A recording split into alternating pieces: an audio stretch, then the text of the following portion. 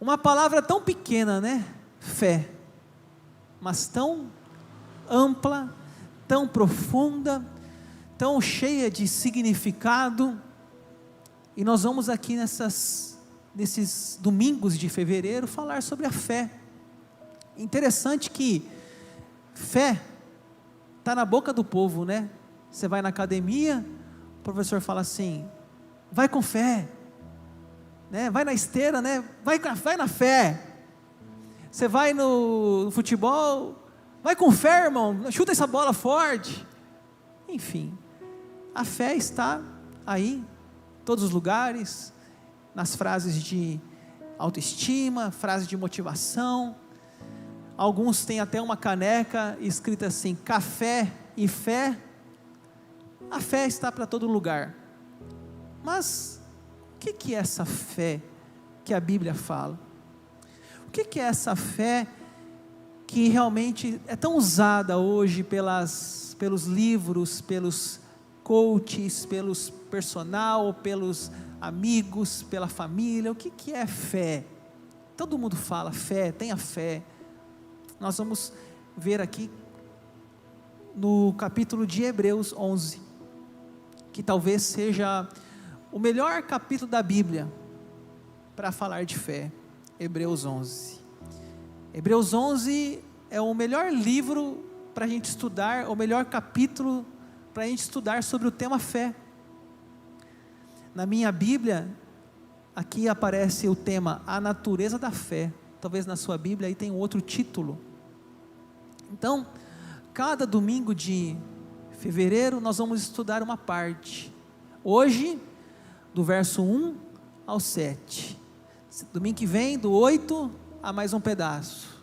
E assim, cada domingo vamos ver um pequeno trecho desse capítulo tão bonito, que é o capítulo 11, né? Capítulo 11 de Hebreus. Então vamos começar lá no versículo 1. Ora, a fé é a certeza de coisas que se esperam, a convicção de fatos que se não veem. Talvez aqui seja a melhor definição encontrada na Bíblia. Fé é a certeza de coisas que se esperam, convicção de fatos que se não veem. Então o que é isso, fé? É algo que não aconteceu. A definição é coisas que ainda não chegaram à realidade, é coisas que você espera acontecer, aguarda, é ver o invisível. Isso é fé. E a vida cristã é vivida pela fé. Agora, gente, é importante a gente falar a diferença dessa fé espiritual e a fé humana. A fé humana, que as pessoas usam essa palavra, bota fé, tenha fé, vai com fé, elas acreditam em si mesmas. E a fé espiritual, ela acredita em Deus, não é em você, é em Deus. Essa é a diferença. Tem um livro antigo, não sei quem já viu esse livro, chama O Segredo. Esse livro falava que as pessoas tinham que declarar com seus lábios coisas que viriam a acontecer, como que você mesmo tivesse o poder de trazer à realidade coisas invisíveis. Esse livro fez muita febre, muitas vendas, muitos discípulos. Aí dizia assim o livro na época, eu lembro que algumas coisas assim: você quer casar? Você quer namorar? Então, você dorme numa cama de solteiro, por exemplo, hoje. Então você tem que começar a dormir numa cama de casal. E aí você todo dia olhar para aquele vazio na sua cama e dizer: alguém vai dormir aqui. Ou seja, você tem que declarar uma mudança, como se você pudesse fazer isso por si mesmo, sem auxílio de Deus. Só a sua fé, a sua convicção pessoal, a sua fé em você, no mundo. Então, deixa a cama vazia e começa a dizer lá, vai aparecer. Você tem alguém perto de você que está solteiro, assim, dá um cutucão, fala aí, ó, a dica aí, deixa a cama. Estou brincando, isso não funciona não, gente. Ah, você quer ter um carro? Então, faz uma garagem. Deixa a garagem vazia. E começa a declarar que aqui você vai ter aquele carro. Essas coisas assim, sabe o que eu estou querendo dizer? O Segredo falava isso, esse livro.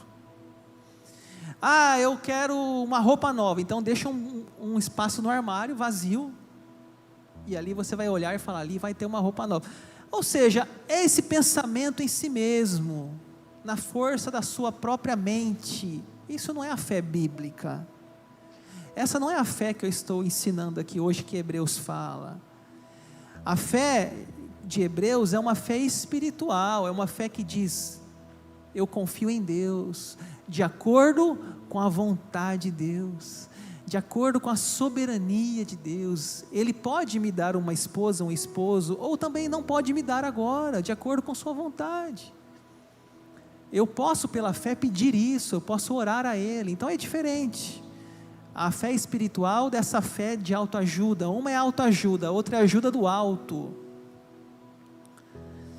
Então, vai aparecer no Novo Testamento, 244 vezes a palavra fé, mas fé em Deus, não é fé em mim, não é fé no meu pensamento positivo, não é fé na minha boca, não, é fé em Deus, é fé em Jesus, é diferente. Então, a Bíblia, ela é um livro de fé. Eu lembro quando eu fazia seminário, eu voltava para casa cheio de dúvidas. Aí eu chegava assim, meu pai, estou com dúvida, pai. Os dinossauros, quando foi que os dinossauros viveram? E quem nasceu primeiro, o ovo ou a galinha? Sabe aquelas coisas assim que você fica perguntando, né? Mas será que Adão tinha umbigo? Não tinha? Sabe aquelas coisas assim que você fica, né? Aquelas dúvidas besta. Aí eu ficava nessas coisas assim, sabe? Nessas dúvidas. Meu pai falava assim, Daniel, entenda uma coisa. A Bíblia é um livro de fé. A Bíblia não é um livro de ciência. A Bíblia não é um livro científico. A Bíblia não está preocupada com isso. A Bíblia registra as obras de Deus, não as obras humanas, homens usados por Deus. Tudo está em Deus. Tudo em Deus. Então, uma vez uma pessoa perguntou para um crente assim, você acredita mesmo que uma mula, sabe aquela mula de Balaão, aquela história? Você acredita mesmo que a mula falou? A jumenta de Balaão, Números 22, você acredita que a jumenta falou? Aí o crente respondeu assim, olha, não estou preocupado se ela falou, eu quero saber o que ela disse. Ou seja, o importante não é o fato, mas é o ensino. Qual que é o ensino ali? O ensino é que Deus usa até uma jumenta, até uma mula, para falar com o ser humano. Esse é o ensino do texto.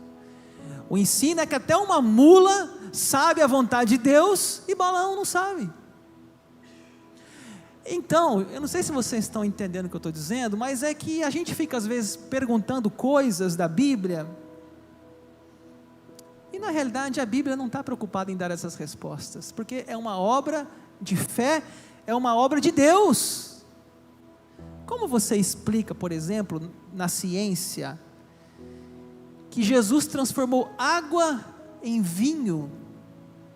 Ah não, pastor, porque lá aquele barril talvez tinha um resquício de água com vinho, e aí fermentou. Gente, não dá. É milagre, é fé. Como você explica que uma multidão se alimentou de 5 pães e 2 peixes. Nem se fosse um pedacinho de nada, não daria para uma multidão comer 5 pães e 2 peixes. Então, tem coisas na Bíblia que não é para ficar buscando respostas científicas, mas tomando-nos pela fé, tomar pela fé a palavra de Deus. Como você explica, por exemplo, que uma parede de água, formou-se 2 paredes de água, e o povo passou no meio daquelas paredes com os pés secos? Eu fico imaginando o aquário do Mar Vermelho. Eu queria estar ali, queria estar andando assim, olhando assim um tubarão, uma baleia, falou: "Ô, tudo bem, meu amigo? Deus te abençoe, como vai?" Gente, é o maior aquário do mundo esse. Como você explica isso pela ciência? Ah, não, porque no ano tal, do mês tal, do dia tal, houve um vento, e houve uma seca, e aí o mar de... gente, não se explica isso. É fé, não é ciência. Como você explica que um homem chamado Jonas foi engolido por um peixe e ficou 3 dias dentro do peixe? Um cientista acha isso um absurdo, um ateu acha isso uma loucura, mas nós que cremos na palavra de Deus, nós afirmamos que aquele fato aconteceu, e Jesus Cristo citou esse fato, disse: assim como Jonas ficou na barriga de um peixe, assim o Filho do Homem ficará 3 dias no ventre da terra. Como uma mulher chamada Mulher de Ló, o nome dela, Mulher de Ló, virou uma estátua de sal. Ciência explica? Não explica, mas Jesus citou esse fato. Então, gente, o que eu quero dizer para vocês, a fé é isso. A fé é essa relação com Deus, não comigo mesmo, mas com Deus, um Deus capaz de todas as coisas, de milagres extraordinários, que só Ele pode fazer, não é o ser humano que faz, é Deus que faz. E parece que o ser humano, ele tem dificuldade, né, com isso. Parece que o ser humano precisa pegar, tocar. O povo lá de Moisés, lá, falou para Arão: vamos fazer um Deus aqui, porque um Deus palpável, e fizeram o bezerro de ouro. Porque Deus é Espírito, eles não podiam ver Deus, só Moisés falava com Deus, e olha, ainda falava com Deus assim, não era olho no olho, porque alguém vê Deus não sobreviveria. Vamos fazer aqui um bezerro, porque a gente vai ver. As pessoas têm dificuldade, gente, com a fé, elas querem ver, querem apalpar, quer pegar, quer sentir. Por isso que tem igrejas hoje chamada evangélica, que dá coisas, por exemplo, sal grosso, água abençoada, põe seu copo de água aí na mesa, vai, vamos fazer oração, aí ora, toma água. Gente, mas a nossa relação com Deus não é pela fé? Para que um copo de água? Toalhinha do apóstolo, travesseiro de Jacó, para que isso? Materializar a fé, impossível. Deus, não tem como. Alguém aqui por acaso tem uma selfie com Deus? Alguém por aqui, por acaso, tem o WhatsApp de Deus? Me passa aí, porque essa semana eu tenho uns negócios para resolver, quem sabe? Nossa relação com Deus é pela fé. Pela fé. Deus é Espírito, não é humano, não é palpável. Então por isso que entra a necessidade da nossa fé. Vamos ler na tela, Hebreus 11:1. A fé é a certeza de coisas que se esperam, a convicção de fatos que se não veem. Eu não posso ver Deus, eu não posso ver Jesus, eu não posso ver o Espírito Santo, mas eu creio pela fé. Eu creio pela fé. É isso que é a fé. E nós vamos andar aqui então agora nos versículos, até o 7. Versículo 2: pois pela fé os antigos obtiveram bom testemunho. Vai aparecer agora uma frase ali, pela fé, pois pela fé os antigos obtiveram testemunho. Vai aparecer 20 vezes, Hebreus 11, pela fé. Então quem que são esses antigos? Abel, Enoque, Noé, Abraão, Sara, Moisés, José. Vai falar de um monte de galera aqui, homens e mulheres. Eu acho bonito que tem um monte de mulher aqui também nesse capítulo. Homens e mulheres que andaram pela fé, que viveram pela fé, e pela fé eles deram um bom testemunho.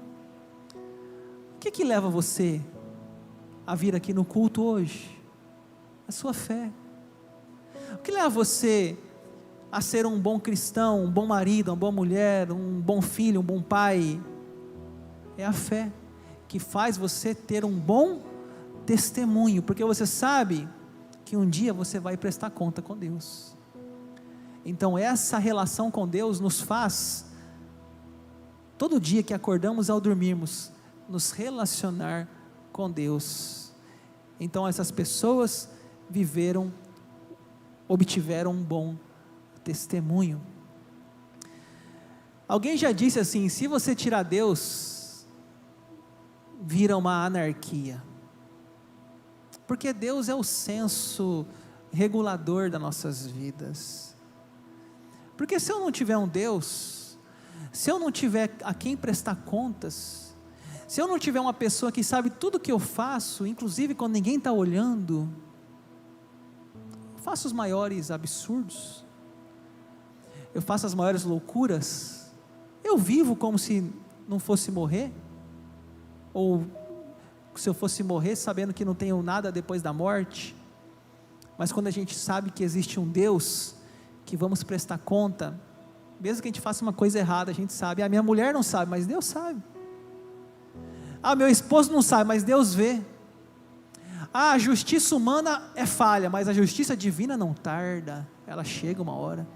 Então isso nos faz viver uma vida de bom testemunho, porque a gente tem um compromisso com o Criador de nossas vidas.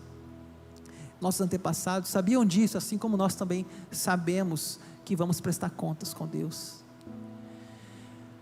A fé reconhece a criação de Deus. Pela fé, olha lá de novo, pela fé, entendemos que foi o universo formado pela palavra de Deus, de maneira que o visível vê existir das coisas que não aparecem. Aqui entra um assunto do dia a dia. Da onde a gente veio? Do macaco? Fruto da evolução? Somos fruto de uma explosão? Todo dia a gente lida com isso aqui.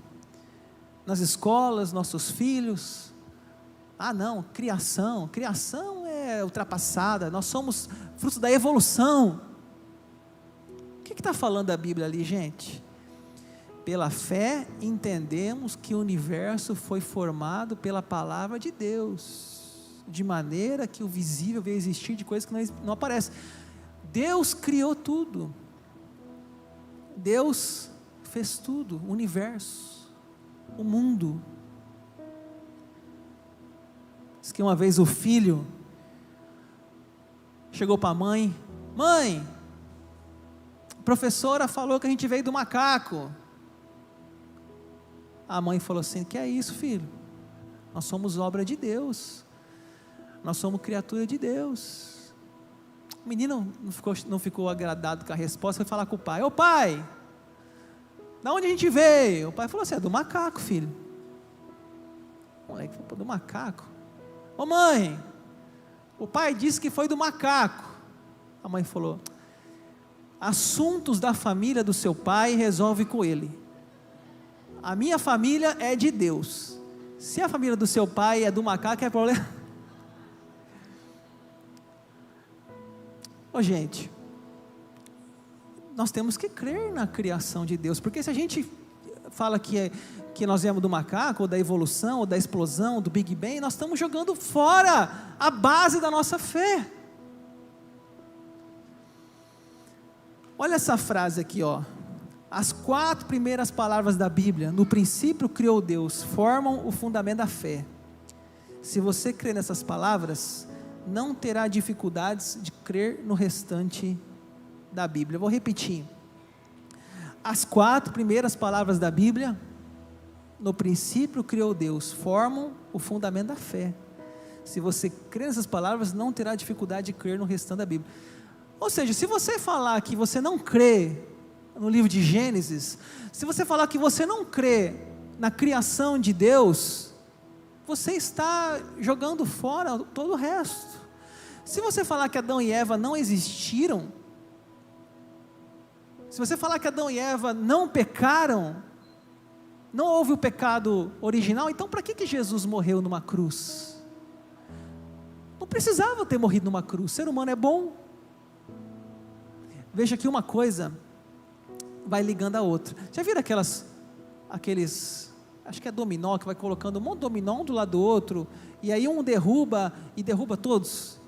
É mais ou menos isso. Você derrubou a primeira peça, que é Gênesis, você derruba todo o resto. Mas pastor, eu não consigo entender, a ciência não explica. Eu não estou explicando aqui que a ciência não tem nada a ver com isso. Isso é um tema de fé. A Bíblia é um livro de fé. Ou você crê, ou você não crê. Não é para entender, é para crer. Simples assim, e complexo assim, mas é fé. Aí o autor de Hebreus vai começar a falar de alguns personagens, e nós vamos falar aqui hoje sobre 3 só, e eu vou encerrar. O primeiro é Abel. Mais uma vez, pela fé, Abel ofereceu a Deus mais excelentes sacrifícios que Caim, pelo qual obteve testemunho de ser justo, tendo a aprovação de Deus quanto às suas ofertas. Por meio dela também, mesmo depois de morto, ainda fala. O autor de Hebreus, e eu estou falando do autor de Hebreus porque não é Paulo. A gente tem 13 cartas reconhecidas de Paulo, e aí depois vem Hebreus, mas Hebreus não é reconhecida a carta de Paulo, então por isso nós não sabemos quem é o escritor de Hebreus. Então eu falo o escritor, e também não importa quem foi ou quem não foi, pela fé é a própria palavra de Deus. Hebreus é um livro inspirado por Deus. Então o escritor de Hebreus, ele começa lá em Adão e Eva, que são os pais de Caim e Abel. Você deve ter ouvido essa história já, a história de Caim e Abel. A Bíblia diz que um dia Abel ofereceu as primícias para Deus, um sacrifício para Deus, e Caim ofereceu o seu sacrifício, mas não fala primícias. Talvez o Abel foi lá no seu jardim, escolheu o melhor cabrito que ele tinha, a melhor ovelha. Eu quero dar essa ovelha para o meu Deus. Deus se agradou da oferta de Abel. Caim foi lá, eu tenho essa melancia aqui, que já está meio podre, essa cenoura aqui, esse tomate está dando bicho, quer saber, eu vou entregar isso aqui para Deus. E levou lá a sua oferta, e a Bíblia fala que Deus se agradou da oferta de Abel, porque o texto fala ali na tela, ofereceu o mais excelente sacrifício. E aí tudo bem, mas Caim não aceitou. Caim ficou com raiva, com ódio, e matou o irmão dele. Caim matou Abel. Adão e Eva eram pais do assassino e do assassinado. Adão e Eva eram pais dos 2 filhos que um matou o outro irmão. Muito triste. Primeira família da terra já começa desse jeito. E o livro de Hebreus, então, ele fala que foi pela fé que ele ofereceu esse sacrifício. Foi pela fé que ele obteve a aprovação de Deus. E por meio dela, mesmo depois de morto, ainda fala. Porque o texto de Gênesis vai dizer que o sangue de Abel clamava. Não ficou impune, Caim. E depois de tantos anos, ainda hoje, o testemunho de Abel é contado e contado, porque Abel tinha um relacionamento com Deus especial. Ele ofereceu o seu melhor e foi morto pelo seu irmão. Pela fé, Abel viveu e morreu, e ainda hoje, mesmo morto, a sua história continua viva em nossos corações. O segundo exemplo que Hebreus nos traz é Enoque. Pela fé, Enoque foi trasladado para não ver a morte. Não foi achado porque Deus o trasladara, pois antes da sua trasladação, obteve testemunho de haver agradado a Deus. Depois de falar de Abel, o escritor de Hebreus fala de Enoque. Quem foi Enoque? Temos poucas coisas sobre a vida dele. Gênesis capítulo 5, tem uma frase ali que fala assim: Enoque andava com Deus. Quando eu falo andar com Deus, quando a Bíblia fala andar com Deus, não é andar, gente, um passo para lá, um passo para cá, não é isso. Andar com Deus é um relacionamento com Deus, é uma amizade com Deus. Mesmo hoje uma pessoa cadeirante, mesmo hoje uma pessoa que não tem pernas, ela pode andar com Deus, ela pode ter um relacionamento com Deus. É isso que quer dizer o original hebraico: andava com Deus, vivia em Deus, se relacionava com Deus. Então esse homem chamado Enoque, e essa expressão andava com Deus só aparece para dois personagens, Enoque e Noé. Esses homens viveram um período muito ruim ali, muita maldade, geração perversa e má, mas eles se distinguiram, eles eram diferentes, todos contaminados pelo pecado. Noé e Enoque andavam com Deus, e de repente diz a Bíblia que o homem desapareceu. Ali na linguagem Almeida fala assim, trasladado. Na NTLH fala Deus o levou. Na NVI Deus o arrebatou. O que é no dicionário essa palavra trasladado? Apanhado, tirado, capturado. Se for perguntar para um adolescente que assiste muita série da Netflix, vai falar assim: ele foi abduzido, pastor.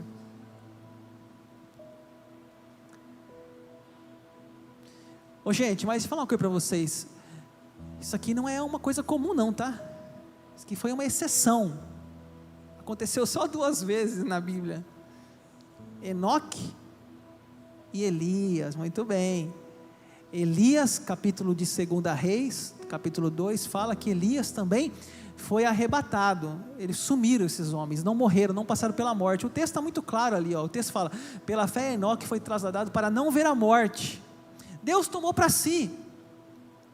Sabe assim, eu fico pensando, Deus olhou para o sujeito e falou assim: cara, esse cara é tão bom, eu quero ele comigo, eu quero ele aqui do meu lado, quero hoje ele aqui, bora, vem. O homem sumiu. Não só sumiu, subiu. Pronto. Nunca mais foi visto. Não foi enterrado. Deixou saudades para a família. Mas é assim. Você consegue entender pela ciência isso? Você consegue explicar pela ciência alguém que foi trasladado? A ciência vai falar, não, porque talvez ele se perdeu no caminho de casa.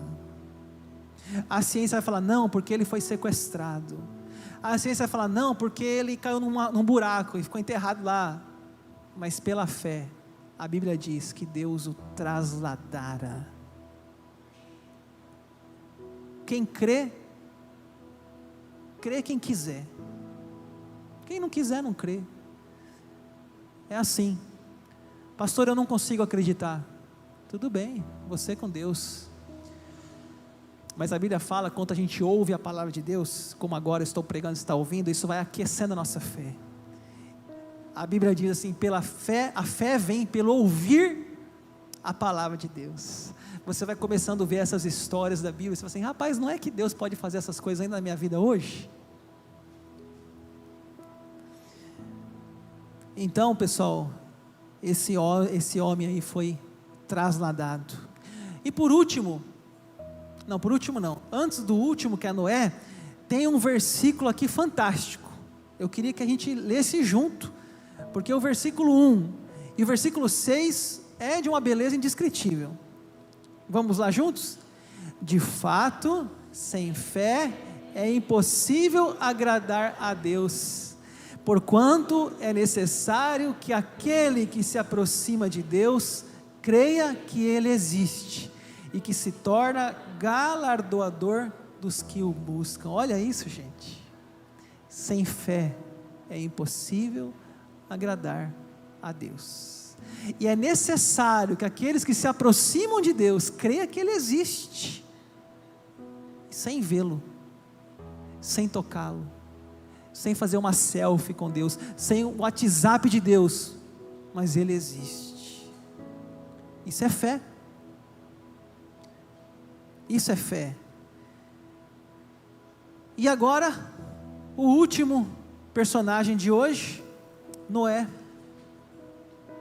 Pela fé, mais uma vez, pela fé, Noé, divinamente instruído acerca de acontecimentos que ainda não se viam, e sendo temente a Deus, aparelhou uma arca para a salvação de sua casa, pela qual condenou o mundo, e se tornou herdeiro da justiça que vem da fé. Olha o que fala no texto lá, pela fé, Noé, divinamente instruído. Deus passou um mapa, um projeto para Noé. Noé, construa um barco. Ele foi divinamente instruído. Deus falou, faça tantos convés, faça tantos compartimentos, faça isso, tantos andares. Deus passou para ele tudo o que ele tinha que fazer. Deus passou para Noé. E ele começou a fazer. Começou a construir um barco. Imagine, hoje, você passa aqui no Vila Aurora, aí você vê um terreno aqui, um cara construindo um barco, uma arca. O cara está louco. O cara está doido. Porque vai chover, vai vir um dilúvio, vai vir muita água, e Deus mandou, que história é essa, né? Você está doido? Gente, se hoje aparece loucura, imagina naquela época, que não tinha registro de nenhum dilúvio, nenhuma inundação, não tinha registro de nada, como que um cara constrói um barco? Noé, divinamente instruído acerca de acontecimentos que ainda não se viam, Deus falou para ele, Noé, eu vou finalizar isso aqui o povo está doido, esse povo está tudo maluco, o povo está perdido, eu vou dar um boot, eu vou dar um reset, eu vou começar de novo essa terra. Noé falou, sim senhor, o que é para fazer? Faz um barco. Então ele aparelhou uma arca para a salvação de sua casa, pela qual condenou o mundo, e se tornou herdeiro da justiça que vem da fé. E começou a cair água, e começou a chover, e 40 dias, ininterruptamente, chuva, e aquele povo que zombou, morreu. E Noé estava dentro da arca. Gente, Noé, pela fé. Será que você vive pela fé? Ou você vive pela ciência? Ou você vive pelas circunstâncias?